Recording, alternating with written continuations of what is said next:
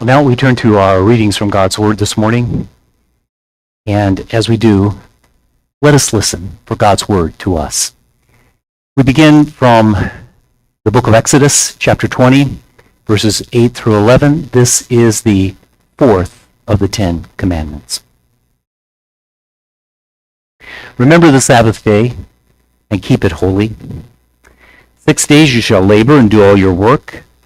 But the seventh day is a Sabbath to the Lord your God. You shall not do any work, you, your son or your daughter, your male or female slave, your livestock, or the alien resident in your towns. For in 6 days the Lord made heaven and earth, the sea and all that is in them, but rested the seventh day. And therefore the Lord blessed the Sabbath day and consecrated it. Our second reading is the 23rd Psalm. The Lord is my shepherd, I shall not want. He makes me lie down in green pastures. He leads me beside still waters. He restores my soul. He leads me in right paths for his name's sake. Even though I walk through the darkest valley, I fear no evil, for you are with me. Your rod and your staff, they comfort me. You prepare a table before me in the presence of my enemies. You anoint my head with oil. My cup overflows. Surely goodness and mercy shall follow me all the days of my life, and I shall dwell in the house of the Lord my whole life long. And for our third reading, we turn to the New Testament, to the Gospel according to Mark chapter 6, verses 30 through 34. The apostles gathered around Jesus and told him all that they had done and taught. He said to them, "Come away to a deserted place all by yourselves and rest a while." For many were coming and going, and they had no leisure even to eat. And they went away in the boat to a deserted place by themselves. Now many saw them going and recognized them, and they hurried there on foot from all the towns and arrived ahead of them. As he went ashore, he saw a great crowd, and he had compassion on them, because they were like sheep without a shepherd, and he began to teach them many things.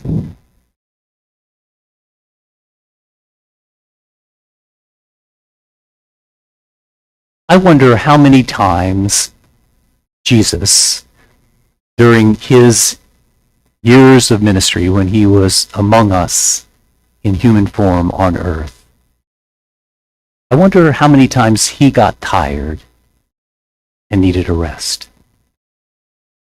And I think the answer is because we believe he was in his early 30s when he went about approximately 3 years of ministry. I think the answer is he got tired as often as we do or will do or did in our early 30s. The scriptures tell us in multiple places that Jesus got away to pray and to rest.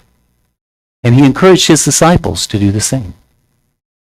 In our reading today from the Gospel according to Mark, Jesus said to his disciples, "Come away to a deserted place all by yourselves and rest a while."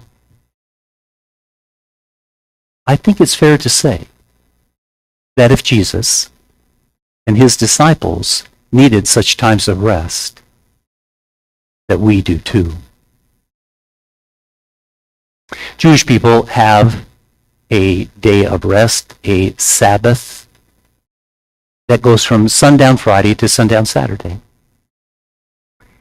It's a weekly day of rest that in Jesus' day was defined by all kinds of rules about what was work and therefore they could not do, and what was not work and therefore they could do.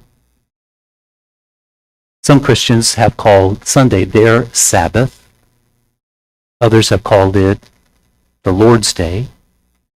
And Christians have approached Sunday in a variety of ways. But in many cases, Christians have traditionally seen Sunday as a day of rest, a day largely devoted to worship, things of the faith, and again, to a time of rest. But today, the world has changed. And there are many Christians who do not fit that traditional pattern of how Christians in the past have approached the Lord's Day or Sunday, or again, what some call the Sabbath. I may have told you this story before, but it's been a little while at least since I told it to you. When I was in seminary, we were required to do what was called field education, and most of us went to a church to help out and had a supervisor there. Mine was in northern New Jersey. And they announced one Sunday that next Sunday was going to be Levi Sunday. Well, I had no idea what that was. Does that have something to do with Levi, one of Jesus' disciples? And then there was Levi in the Old Testament, one of the 12 sons of Jacob or Israel. And it was from the family of Levi that the priests of the people of Israel were chosen. So I wondered, what does Levi Sunday mean? What was then the later part of the 20th century?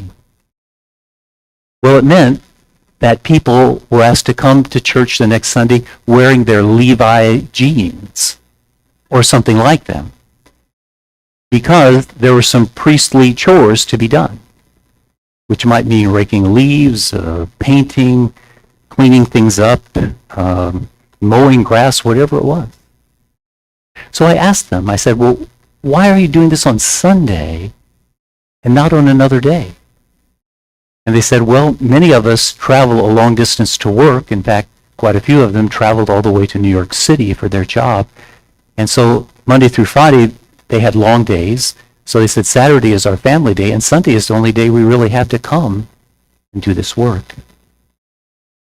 That seemed strange to me then, but I have to say our Midwestern culture has followed that in many ways, of doing things on Sunday, both at church and elsewhere, that many Christians would never have done on a Sunday not that many years ago.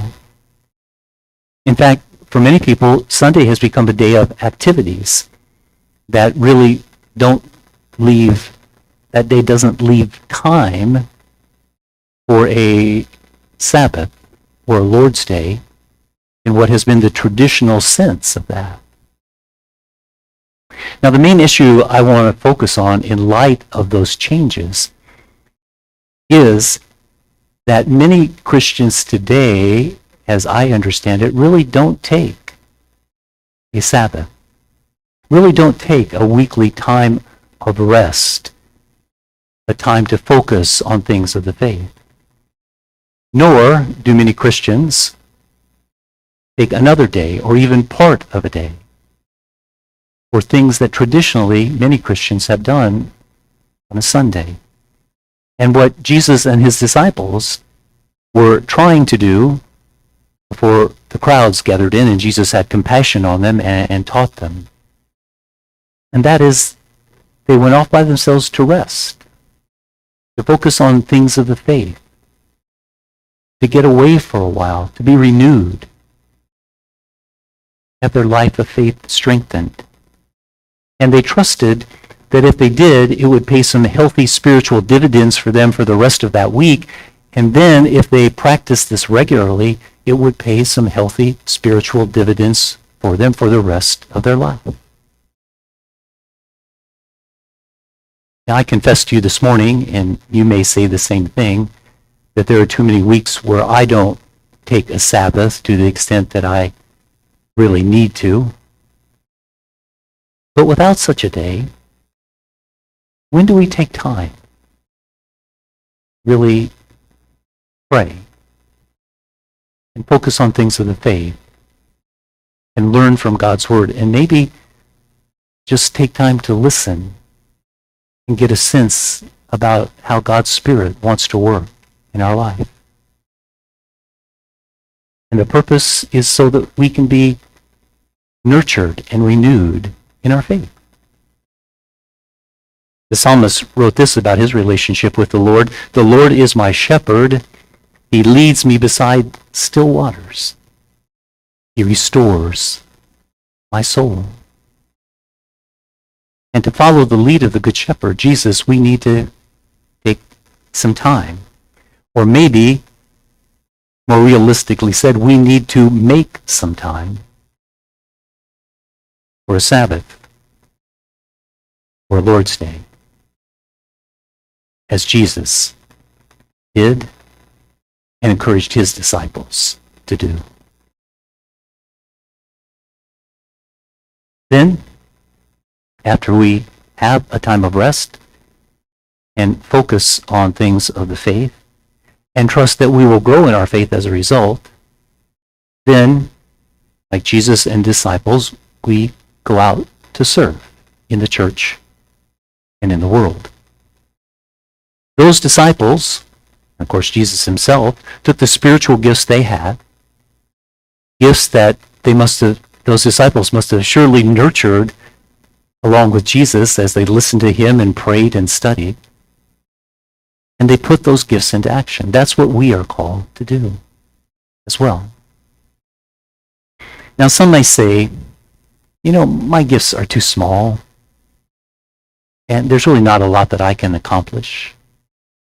Listen to these words of an English preacher named Sidney Smith. Here's what he said. It is the greatest of all mistakes to do nothing because you can only do a little. It is the greatest of all mistakes to do nothing because you can only do a little. I would have to guess that Jesus' disciples, when he sent them out to minister to people, said, at least at times, who, me? Can I really go out and do that? Do I really have the gifts, the skills that I need? And yet they went out, and as we read today, the apostles came back and told Jesus all that they had done and taught. Teresa of Avila was a woman of faith who lived in the 16th century. Here's what she said. Christ has no body now on earth but yours. No hands but yours. No feet but yours. You are the eyes through which Christ's compassion is to look out to the world. Yours are the feet with which Christ is to go about doing good. Yours are the hands with which Christ is to bless all people now. As we go out to serve, as Jesus and his disciples did, we too are to use the gifts that God has given us, big or small, to do the work, big or small, that he is calling us to do. And all of us have God-given gifts. All of us have gifts that we can use both in the life of the church, but also to minister to the world. And all of us need a kind of Sabbath. Help prepare us to be of service. Again, in today's reading, Jesus called his disciples to get away for a while, to rest, to renew themselves in their faith before they went out again to be of service to others. May all of us find a time for a Sabbath this week, and I would hope at least most weeks, to rest and to nurture our faith so that we can be renewed to go out to serve as Jesus did and as his disciples have done in every generation.